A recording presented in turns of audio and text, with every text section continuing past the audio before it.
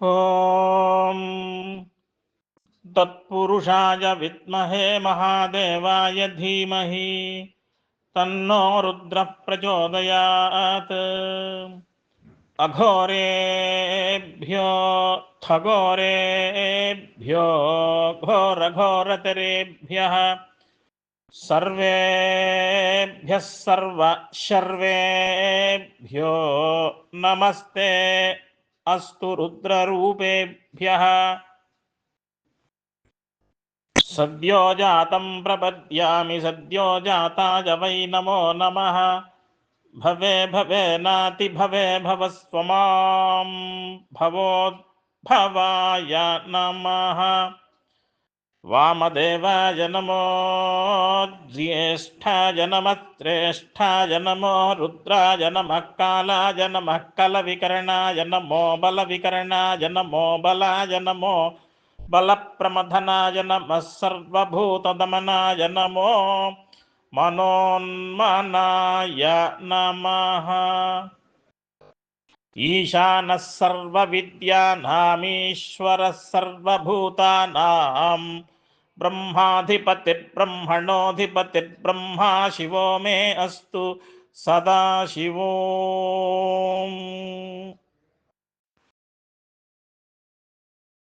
ఓం శ్రీ మహాగణాధిపతయే నమః. శ్రీ గురుభ్యో నమః. ఓం నమః శివాయ.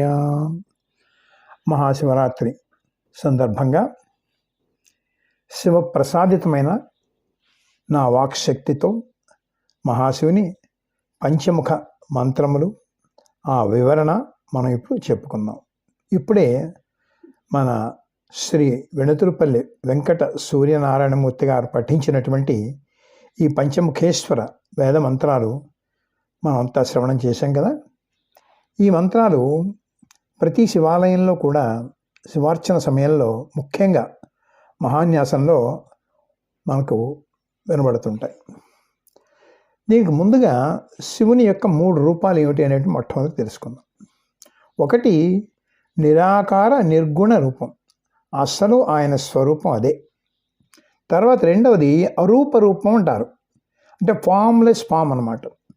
అదే శివలింగం పానవట్టం కలిసి ఉంటాయి కదండి, అదనమాట. మూడవది ఏమిటంటే సాకార రూపం, అంటే ఒక ఆకృతి ఉంటుందన్నమాట. దీనిలో ఉన్న వాటిల్లో మనకి ఈ పంచముఖ రూపం ఒకటి. ఈ పంచముఖాలే పంచభూతమయమైనటువంటి ఈ ప్రకృతికి సంకేతం అన్నమాట. ఆ దిశలే అంబరముగా కలవాడు కనుక ఆయన దిశాంబరుడు లేక దిగంబరుడు అని ఆయన్ని అంటారన్నమాట. ఆయన ఇప్పుడు ఎందుకంటే ఆయన సర్వవ్యాపకుడు కదండి. ఆయన అపరిమితుడు కూడా. ఆయనకి పరిమితి కలిగినటువంటి ఏ బట్ట మనం కట్టగలం? అందులోనూ ఆయన అగ్నిస్వరూపుడు, జ్యోతిర్మయుడు. ఆయనకి ఏ బట్ట కట్టినప్పుడు కూడా అది కూడా అగ్ని అయిపోతుంది కదండి. అందుకే ఆయన దిగంబరుడు, అంటే దిక్కులే వస్త్రముగా కలవాడు. ఆయన చైతన్యమే మొత్తం అంతా ఆయన అంబరముగా కలిగినవాడు కనుక దిగంబరుడు అంటారు.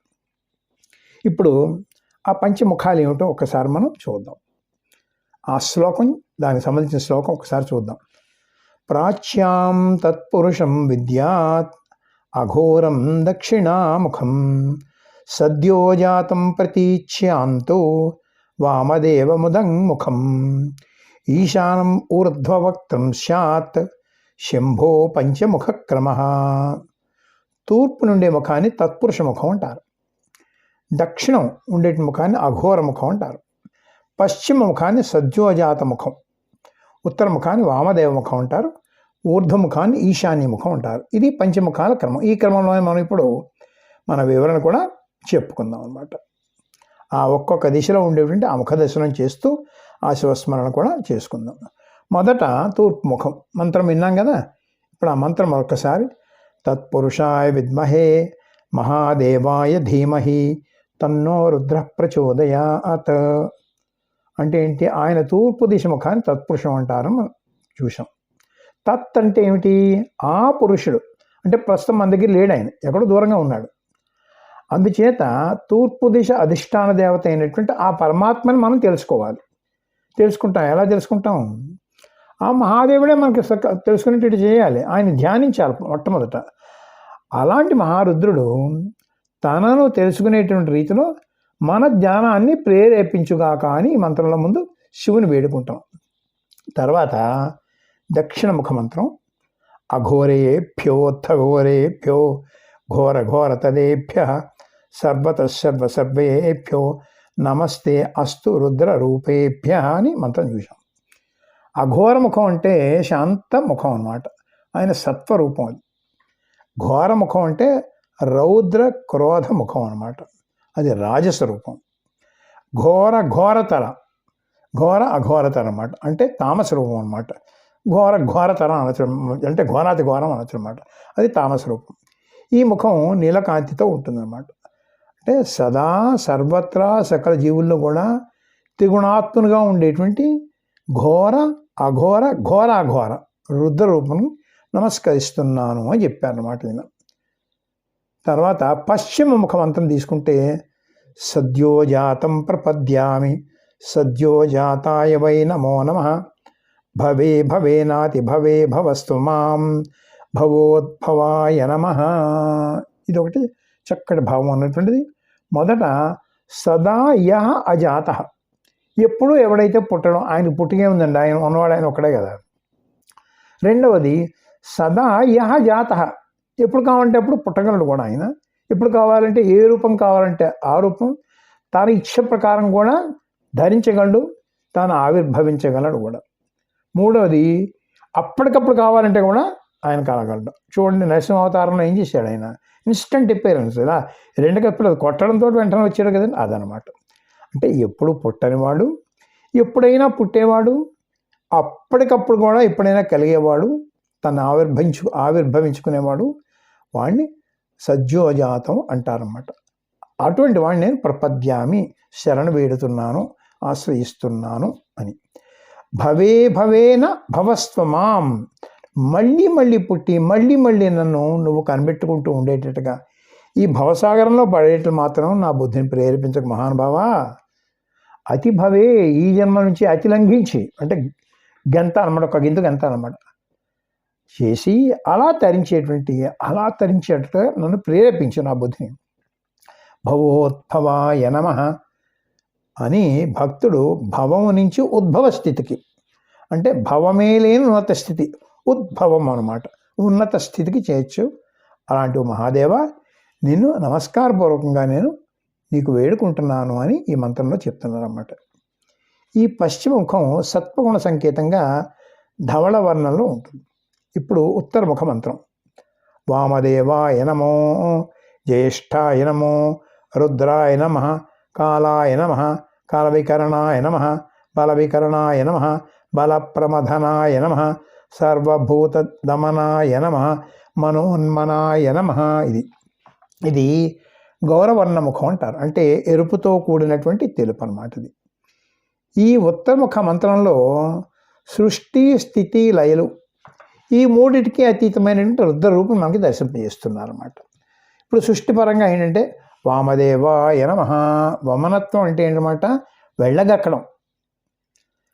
వామనత్వం చేత వామనం అవుతుందన్నమాట, వెలిగక్కడం అనమాట. అదే సృష్టి, పరమాత్మ నుంచి సృష్టి అంతా బయటకు వచ్చింది కదా, అందుకని వామదేవాయ నమః అంటే సృష్టికర్తగా అనమాట. ఇప్పుడు స్థితిలో 8 రూపాయలు మనకు చూపిస్తున్నారు. మొదటి ఏంటి, జ్యేష్ఠాయ నమః, సృష్టిలో అధికుడు ఆయనే కదా, మొట్టమొదటి ఉన్నవాడు ఆయనే కదండి. శ్రేష్ఠాయ నమః, ఆయనకన్నా గొప్పవాడు ఎవడు ఉన్నాడు, ఆయన గొప్పవాడు అందరికన్నా. రుద్రాయ నమః, రౌద్రీ శక్తితో నియంత్రణ చేస్తూ ఉంటాడు, స్థితి కారకుడు. ఎందుకంటే ఆయన రౌద్రీ శక్తి కూడా రక్షణ, ఆ కోపం కూడా లోక రక్షణ అనమాట, జీవరక్షణ అనమాట. కాలాయ నమః, ఆయన కాలస్వరూపుడు, సృష్టిని నడిపే సాధనమే కాలం అనమాట. కాలభైరవుడుగా ఉన్నాడు కదా కాశీలో ఆయన మహానుభావుడు. కాలము కలనము సంకలనము కూర్చుట చేయున్నదే అనమాట, విధి విధానం ఏర్పరిచేటువంటిది అనమాట. అదే మనకు లోకయాత్రా విధాయిని అని లలితా సహస్రంలో కూడా ఓ నామం ఉంటుంది. అంటే లోకంలో మనం ఏ విధంగా సంచరించాలో అనేటువంటి ఆ విధి విధానాలని కూడా చెప్పినటువంటి, ఎంతకాలం వీడు సంచరించాలి ఏమిటి అనేటువంటిది కూడా చేసేటువంటి లోకయాత్రా విధాయిని. కాలం ఏమో మనల్ని నియంత్రిస్తుంది, కాలాన్ని ఆయన నియంత్రిస్తాడు అనమాట. అందుకని ఆయన మహాకాలుడు, కాలాతీతుడు అనమాట ఆయన. కాల వికరణాయ నమః. వికరణం అంటే వెదజల్లడం అనమాట. ఏ జీవి ఎంతెంత కాలం ఉండాలో ఆ కాలాన్ని ఆయా జీవులకు వెదజిల్లి నియంత్రిస్తూ ఉంటాడు, కంట్రోల్ చేస్తుంటాడు అనమాట. తర్వాత బల వికరణాయ నమః. ఒక్కొక్క వస్తువుకి ఒక్కొక్క జీవుడికి కూడా బలం పంచి ఇస్తుంటాడు, అంటే బలాన్ని వెదజల్లుతుంటాడు కనుక బల వికరణాయ నమః. అలాగే బలాయ నమః. ఇన్ని బలాలు పెట్టిన బలస్వరూపుడు ఆయనే కదండి. మరి మనకు బలాలు ఇచ్చినటువంటి వాడు మహాబల స్వరూపుడు ఆయనే కదండి, మహాబలుడు. అందుకని బలాయ నమః, వాడికి నమస్కారం. బల ప్రమథనాయ నమః.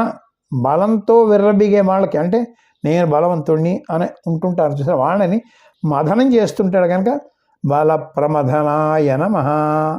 ఇదంతా కూడా స్థితికారకుడు. ఇప్పుడు లయం. సర్వభూత దమనాయ నమః. సర్వభూతాన్ని కూడా లయం చేసేస్తూ ఉంటాడనమాట.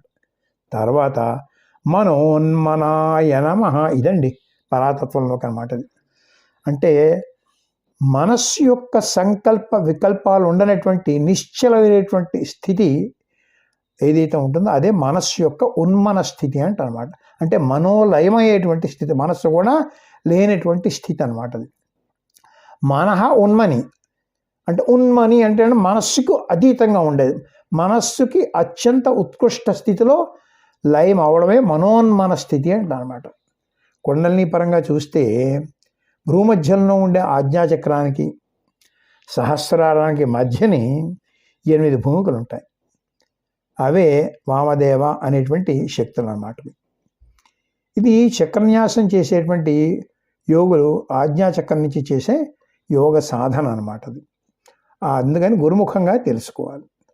అదే సహస్రార బిందు స్థానం దగ్గర చేరేటువంటి స్థితి. అది దాటేమంటే ఈ మనోన్మన స్థితి దాటేమంటే పరమాత్మలో లయమయ్యేటువంటి స్థితి అనమాట. అటువంటి వామదేవుడి రూపమైనటువంటి రుద్రుడికి నమస్కారం అని ఈ మంత్రంలో మనకు చెప్తున్నారు అన్నమాట. ఈ 9 వామదేవుని విగ్రహ రూప విశేష శక్తులు అన్నమాట. ఈ శక్తులు మహాదేవుని పీఠశక్తులు అయినటువంటి వామ మొదలైనటువంటి స్త్రీ దేవతలు వీళ్ళు. వారి పేర్లు ఒకసారి స్మరిద్దాం. ఇవన్నీ కూడా శ్రీ విద్యారణ్య స్వాముల వారు భాష్యంలో వీరి పేర్లు ఈ వివరణంతా కూడా విస్తారంగా ఇచ్చారు. కనీసం ఆ పేర్లైనా మనం స్మరించుకుని తరిద్దాం. అవి వామ, జ్యేష్ఠ, రౌద్రి, ఇచ్ఛ, జ్ఞాన, క్రియ, బుద్ధి, విషఘ్ని, దూతరి. ఇప్పుడు ఊర్ధముఖం చూద్దాం. అది ఈశానముఖం అంటారన్నమాట. దాని మంత్రం ఈశాన సర్వ విద్యానాం ఈశ్వర సర్వభూతానాం బ్రహ్మాధిపతి బ్రహ్మణోధిపతి బ్రహ్మ శివో మే అస్తు సదాశివోం. దీని అర్థం ఏంటంటే ఈశాన సర్వ విద్యానాం, సకల విద్యలకు, చతుషష్ఠి కళలకు, వేదశాస్త్రములకు కూడా ఆయన నియామకుడు, నియంత్రించేవాడు కూడా అనమాట. ఆయన నియమించినవాడు, నియంత్రించేవాడు ఆయనే కదా. మరి బ్రహ్మాధిపతి, ఇక బ్రహ్మ అనేటువంటి శబ్దానికి వేదము అని అర్థం అన్నమాట. వేద పురుషుడు ఆయన, వేదానికి మూల పురుషుడు, వేద రక్షకుడు కూడా ఆయనే. బ్రహ్మణోధిపతి, హిరణ్య గర్భునికి కూడా అధిపతి, రక్షకుడు. ఆ హిరణ్య గర్భుడు అంటే సమష్టి సూక్ష్మ శరీర అభిమాని అనమాట. దానికి కారకుడు కూడా ఆయనే కదండి. అందుకనమాట బ్రహ్మ అంటే బృహద్రూపుడైనటువంటి సృష్టికర్త అయినటువంటి చతుర్ముఖ బ్రహ్మ కూడా ఆయనే. మే శివహస్తు, నాకు ఆయన శుభంకరుడుగా ఎప్పుడు ఉండాలి. సదాశివ ఓం, నా యందు ఆ మంగళ స్వరూపుడు అనుగ్రహవంతుడు వాలి, నాకు ఆయన కృప చూపించాలి అని చెప్తున్నారు అన్నమాట. ఇప్పుడు ఆయన లక్షణాలు ఏమిటో ఈ శ్లోకంలో చెప్తున్నారు. ఇది మహాన్యాసంలో మనకు కనబడుతుంది. అది కూడా ఒక్కసారి మనం చూద్దాం. వ్యక్త గుణేతరం సువిమలం షట్త్రింశత్తత్వాత్మికం తస్మాత్ ఉత్తరతత్వమక్షరమితి ధ్యేయం సదా యోగిభే వందే తామసవర్జితం త్రినయనం సూక్ష్మాతి సూక్ష్మాత్పరం శాస్త్రం పంచమమీశ్వరస్య వదనం కవ్యాపి తేజోమయం. వ్యక్త అవ్యక్త రూపముల కంటే విలక్షణమైనటువంటిది. అంటే వ్యక్తం అంటే మనకు కనబడేది, అవ్యక్తం అంటే ఈ దీనికి కారణమైనటువంటిది. వాటికన్నా కూడా వ్యక్తానికి అతీతమైనటువంటిది అనమాట. అది మాలిన్యరహితమైనటువంటి నిర్మల స్వరూపం అయింది అని మొదలు చెప్పారన్నమాట. 36 తత్వ రూపంలో జగత్తులో పరిణమించుతూ వాటికి కూడా ఉన్నతమైన అక్షరతత్వము అంటే నాశనం లేని తత్వంగా నిత్యము యోగుల చేత ధ్యానింపబడుతూ ఉండేటువంటి స్వరూపం అదనమాట. దానిలో తమో గుణరహితమై ఉంటుందన్నమాట. 3 నేత్రాలతోటి సూక్ష్మాతి సూక్ష్మమైనటువంటి సూక్ష్మతమైనటువంటి స్థితి అయింది అన్నమాట. అది పరమశాంత స్వరూపం అన్నమాట. ఆకాశం అదంతా కూడా తేజోమయంగా నిత్యము భాసిల్లేటువంటి పరమేశ్వర స్వరూపం అదనమాట. అంటే సర్వవ్యాపిత చైతన్య స్వరూపుడు అనమాట. అలాంటి ఈశ్వర ఊర్ధముఖమును ధ్యానిస్తూ నేను ప్రణమిల్లుతున్నాను అని చెప్తున్నారు అన్నమాట. ఇందులో గుణాతీత నిరుపాధి బ్రహ్మతత్వాన్ని మనకి చూపించారు. ఆ స్థానమే కైవల్యము అంటారు. కైవల్యం అంటే కేవలత్వం. ఇంకా అక్కడికి వెళ్తే కేవలత్వం ఆయనతో కలిసిపోతాం కదా, మనవాడు ఆయన ఒక్కడే కదా అనమాట. అది పొందడమే కైవల్య ప్రాప్తి అంటారనమాట. ఇప్పుడు ఇదంతా కూడా మనం చర్చించుకున్నాక ఈ ఉపసంహార సమయంలో శ్రీ శంకర భగవత్పాదులు ప్రసాదించిన శివానందలహరిలోని ఒక శ్లోకం చెప్పుకుని ఆ పార్వతీ పరమేశ్వరులని మన స్మరణలో నిలుపుకుంటూ స్వస్తి పలుకుదాం. సోమకళాధారమౌళౌ కోమలఘనకంధరే మహామహర్షి స్వామిని గిరిజానాథే మామక హృదయం నిరంతరం రమతాం అని శివానందలహరిలో శంకర భగవత్పాదులు చెప్పారండి. అంటే శిరస్సుపై చంద్రరేఖను ధరించినట్లు ఓ చంద్రశేఖర, మనోహరమైనటువంటి కోమలమైనటువంటి మేఘం లాంటి కంఠం కలిగినట్టు ఓ నీలకంఠ, సర్వేశ్వర, గిరిజానాథ, మహాజ్యోతి స్వరూపుడా, నువ్వు నా హృదయంలో నిరంతరము రమించవయ్యా మహాదేవా అని శంకర భగవత్పాదులు చెప్పారు కదా. అలాంటి పరంజ్యోతి స్వరూప పంచముఖేశ్వర స్మరణతో మన హృదయం అంతా కూడా శివమయం చేసుకుందాం. మనమే శివస్వరూపం అయిపోదాం. సోహం భావేన పూజయేత్. నమో నమః శంకర పార్వతీభ్యాం. స్వస్తి ప్రజాభ్యః.